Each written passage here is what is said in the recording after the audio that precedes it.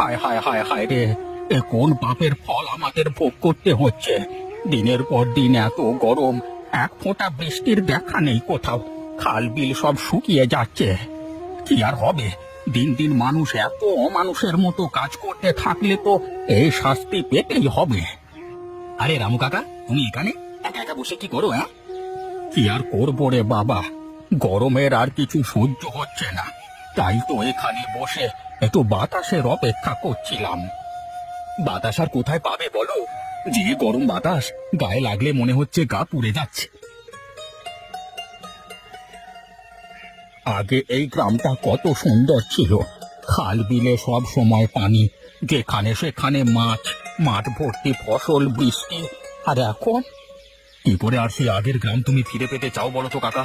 আগের এই গায়ে কত গাছপালা ছিল বলো তো, এখন তো আর কেউ গাছপালা লাগায় না, বরং কি করে গাছ কেটে ফার্নিচার বানায়, উঁচু উঁচু দালান কোঠা বানায়, সেটাই চিন্তা শুধু। মানুষ নিজেরাই নিজেদের ধ্বংস করে ফেলছে তিলে তিলে। হ্যাঁ কাকা, আজকের এই অবস্থার জন্য আমরা নিজেরাই দায়ী। একটা গাছ কাটলে যে দুটো গাছ লাগাতে হবে, এ কথা কেউ কখনো ভাবে না। আজকে তো শুধু অনাবৃষ্টি দেখা যাচ্ছে, সামনে আরো ভয়ঙ্কর কিছু হতে পারে। কাকা, যে গরম পড়েছে আর মাঠঘাটের যা অবস্থা, তাতে করে গ্রামে বাস করাই তো মুশকিল হয়ে যাচ্ছে। তাই তো গিয়েছিলাম নিধির বাবুর কাছে, যদি বড় কোনো সংকট সামনে চলে আসে তাহলে সেগুলো তো মোকাবিলা করতে হবে। ওসব কথা চিন্তা করে কি হবে রে অর্জুন, গায়ের কিছু মানুষ তো এখন ওই তান্ত্রিকের কথা বিশ্বাস করি, মনে হয় যেন ওই তান্ত্রিকই ওদের সবকিছু। ওসব কিছু দেখবো না কাকা, চলো, এখানে বসা যাচ্ছে না, বাতাস খুব গরম।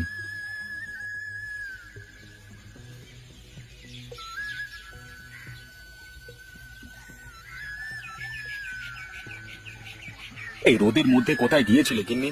ঘরের ভেতরে থাকা যায় না? ঘরের ভিতরেই তো ছিলাম, গিয়েছিলাম একটু পানি আনতে। পানি এনে রাখার সাথে সাথে সব পানি গরম হয়ে যাচ্ছে, ঘরের ভিতরে বেশি সময় থাকাও যাচ্ছে না। কিন্তু ঘরের বাইরে যা গরম বাতাস, মনে হচ্ছে গা পুড়ে যাচ্ছে। বেশ, চলো ঘরে চলো। সকাল থেকে তো কোথায় কোথায় টোটো করে বেড়াচ্ছ, খাওয়া দাওয়ার তো নাম গন্ধ নেই মনে হয়।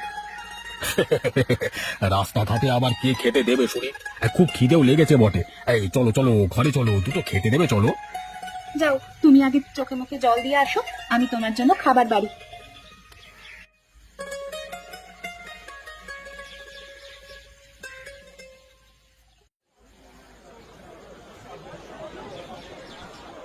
কি রে বিনোদ, তুই হঠাৎ করে এ সময় কি মনে করে? কেন দাদা, আমি কি তোমার কাছে আসতে পারি না? ওই দেখ, আমি কি তাই বলেছি তোকে যে আমার কাছে আসা যাবে না? বস দেখি কি বলবি বল। দাদা, গায়ের মানুষের কথা বলে আর শেষ নেই। মানুষ বিপদে পড়বে কিন্তু নিজে উদ্ধার হতে চাইবে না। সে আবার কেমন কথা রে? আর তুই গায়ের মানুষকে নিয়ে ভাবা শুরু করলি আবার কবে থেকে? বাড়ি, আমি বুঝি এই গায়ের লোক না। এই যে এতদিন বৃষ্টি হয় না, মাঠ ঘাটে কোনো ফসল হচ্ছে না, খাল বিল সব শুকিয়ে যাচ্ছে, এসব কিসের লক্ষণ বলতে পারো? এসব যে আমাদের দু হাতে অর্জন করে নেওয়ারে পাগল। হ্যাঁ, মনে আছে দুদিন আগে যে তোর বাড়ির পাশে বড় বড় গাছগুলো সব কেটে ফেললি, একটা গাছও কি ওখানে লাগিয়েছিস পরে? না মানে লাগাইনি, তবে লাগাবো। আমি কি বলেছি যে গাছ লাগাবো না? শোন বিনোদ, আমরা আজকের এই পরিস্থিতির জন্য নিজেরাই দায়ী, তাই নিজেরা সচেতন হয়ে চললে সামনের দিনগুলো আর এমন হবে না। কিন্তু দাদা, এভাবে সবাই চুপ করে বসে থাকলে কি বৃষ্টি বাদলা হবে? আশেপাশে কত জায়গায় বৃষ্টি হচ্ছে, আমাদের এখানে শুধু এই কোনো রকমের বৃষ্টি বাদলা কিছুই নাই, কেন বলতো? বৃষ্টি নামানোর মালিক তো আমরা কেউ না, সেহেতু কি করব বল দেখি। আমার মনে হয় আমাদের গায়ে কোনো অভিশাপ পড়েছে, যার কারণে এমনটা হচ্ছে। তোমরা সবাই যদি একটু এই তান্ত্রিকের কাছে যেতে তাহলে বুঝতে পারতে। কে? তোর ওই ভণ্ড তান্ত্রিক? না না, আমি ওই তান্ত্রিকের কাছে যেতে পারবো না। তোর যেতে হয় তুই যা, আমার একটু কালেকশনে বেরোতে হবে। আমি উঠলাম রে।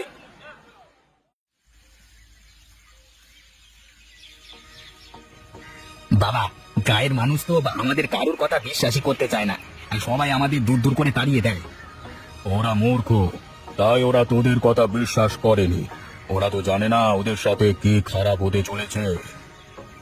বাবা, আমরা তো চেয়েছি যে গায়ের সব মানুষ তোমার কাছে আসুক, সবাই তোমায় শ্রদ্ধা ভক্তি করুক, কিন্তু সবাই এই অবস্থার মধ্যে কি করবে ভেবে পাচ্ছে না। বাবা, সব দোষ ওই অর্জুনের। ও গায়ের মানুষের মাথা খেয়ে রেখেছে, গায়ের মানুষ সবাই ওর কথা শোনে। এভাবে চললে কিন্তু আমরা আমাদের কোনো লক্ষ্যই পূরণ করতে পারবো না। না আমি আমার লক্ষ্য পূরণ করতে পারবো, না তোরা পারবি। বাবা, আমরা তো অনেক চেষ্টা করেছি এই বিপদে গায়ের মানুষের পাশে দাঁড়িয়ে তাদের সাহায্য করতে, কিন্তু গায়ের মানুষ তো তা বুঝতেই চায় না।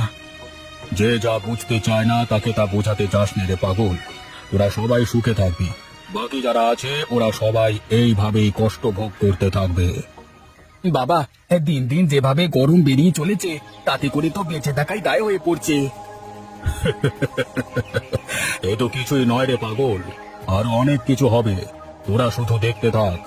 যতদিন না তোরা গায়ের সবাইকে আমার কাছে আনতে পারছিস ততদিন পর্যন্ত এভাবেই চলতে থাকবে।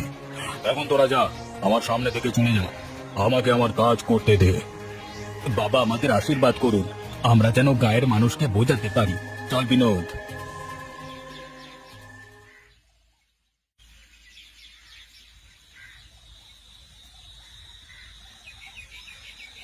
ওগো, তুমি এমন চুপচাপ হয়ে শুয়ে শুয়ে কি ভাবো বলো তো?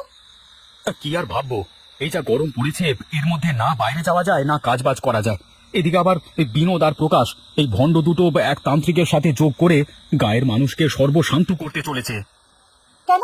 আমি যে শুনলাম প্রকাশটা নাকি গায়ে বৃষ্টির জন্য সবাইকে তান্ত্রিকের কাছে যেতে বলেছে, ওনার কাছে নাকি মানত করলে বৃষ্টি নামতে পারে। আচ্ছা, তোমার কি মাথা টাথা সব গেছে নাকি বলতো? বৃষ্টি নামানোর তান্ত্রিককে? অত কিছু জানি না বাবা, শুনলাম গায়ের মাঝিরা বলা বলি করছিল তাই বললাম। কালই একটা হেস্তনেস্ত করতেই হবে, এভাবে আর হচ্ছে না। বেশ, কাল যা করার করো, এখন আর বকবক না করে ঘুমিয়ে পড়ো তো দেখি।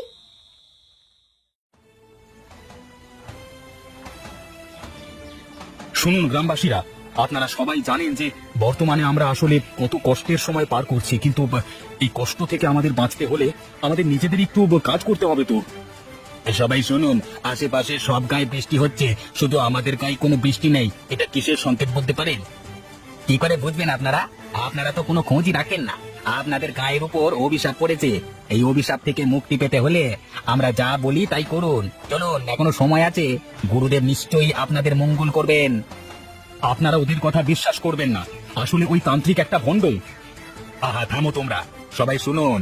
আসলে এই করুণ পরিস্থিতিতে আমাদের সবাইকে একটু শক্ত হতে হবে।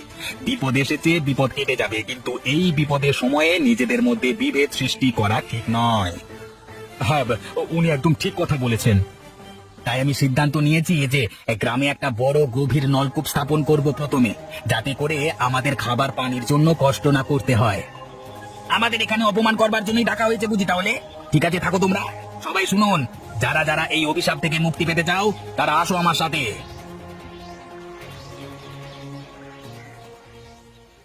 চিন্তা করিস নে অর্জুন, ওরা ওদের কর্মের ফল অবশ্যই পাবে। দাদা, আবহাওয়া অফিসে খোঁজ নিয়ে জানতে পেরেছি 2-1 দিনের মধ্যে হয়তো বৃষ্টি হতে পারে। এ তো মহা খুশির সংবাদ। যদি তা হয় তাহলে আমি গরিব দুঃখীদের মধ্যে খাবার বিতরণ করব। এ তো খুবই ভালো কথা। দেখা যাক 2-1 দিনের মধ্যে কি হয়। আকাশে বেশ একটু একটু মেঘ হতে শুরু করেছে, তাহলে এখন সবাই আমরা ঘরে ফিরে যাই। আর হ্যাঁ, সবাই শুনুন, আজ সন্ধ্যার পরে আর কেউ ঘর থেকে বের হবেন না। হয়তো বৃষ্টির সাথে শিলাবৃষ্টিও হতে পারে। হ্যাঁ হ্যাঁ, অর্জুন ঠিক কথাই বলেছে। আর সবাই একটু সাবধানে থাকাই ভালো, নাকি বলো নিধের? অবশ্যই, এখন যে যার বাড়িতে চলে যাও। আর হ্যাঁ, রাতে খাবার পানি আলো সব গুছিয়ে রাখবে ঘরে। বিশেষ দরকার না হলে কেউ ঘরের বাইরে বের হবে না। গায়ের মানুষের সামনে মান সম্মান বলতে আর কিছুই থাকলো না। ওই অর্জুন আমাদের কিছুতেই ভালো থাকতে দেবে না। ও চায় আমরা কিছুই করব না, সবকিছু ও একাই করবে। না না, আর দেরি করা সঠিক হবে না। আজ রাতে আমরা গুরুদেবের কাছে গিয়ে যজ্ঞ করব, তাতে যদি কিছু হয়। হ্যাঁ, গুরুদেবের যজ্ঞে যদি বৃষ্টি নামে তাহলে গায়ের মানুষ আমাদের সব কথা শুনবে, আর গুরুদেব যা চায় তাও সে পেয়ে যাবে। বেশ, তাহলে এখন আর কথা বাড়িয়ে লাভ নেই, চল যাই। কিন্তু আমরা এখন গিয়ে কি করব? তার চেয়ে ভালো বাড়িতে গিয়ে আগে সবকিছু গোছগাছ করে গায়ের যারা আমাদের সাথে থাকতে চায় তাদের নিয়ে তারপর যাব। হ্যাঁ হ্যাঁ, সেটাই ভালো হয়। তাহলে এখন চল বাড়ি দিকে যাওয়া যাক।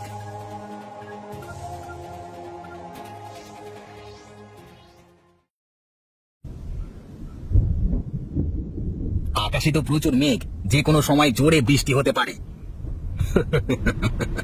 আমি না বলা পর্যন্ত আকাশ থেকে এক ফোঁটা বৃষ্টিও নামবে না। হ্যাঁ, গুরুদেব না বললে কিছুই হবে না, চুপচাপ বসে থাক।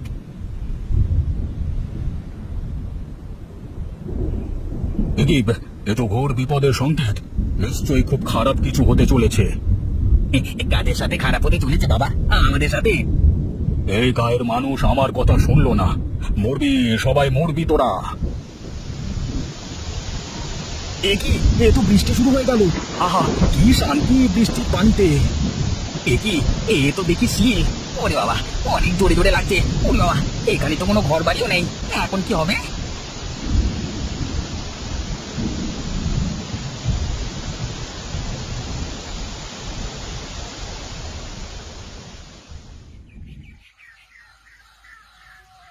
কত করে বলেছিলাম, শুনলো না আমার কথা।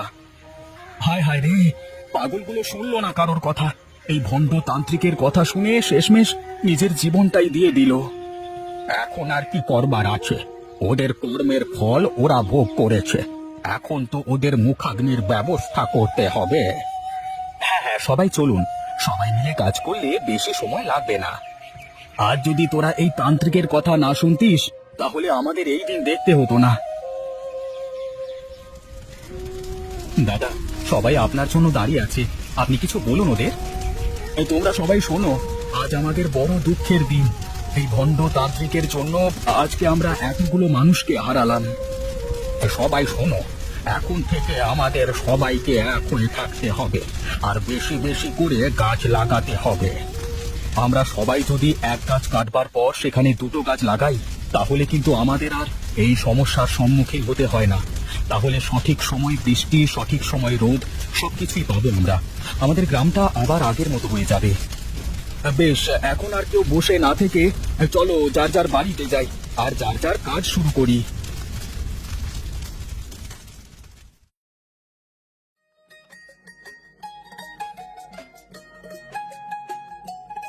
গিন্নি, আমরা তো গাছ লাগালাম, এবার তুমি সবাইকে কিছু বলো। আপনারা সবাই বেশি বেশি করে গাছ লাগান, পরিবেশ রক্ষা করতে। আমাদের নিজেদের জন্য গাছ লাগান, গাছ লাগান, পরিবেশ বাঁচান। একটা গাছ কাটলে দুটো গাছ লাগান।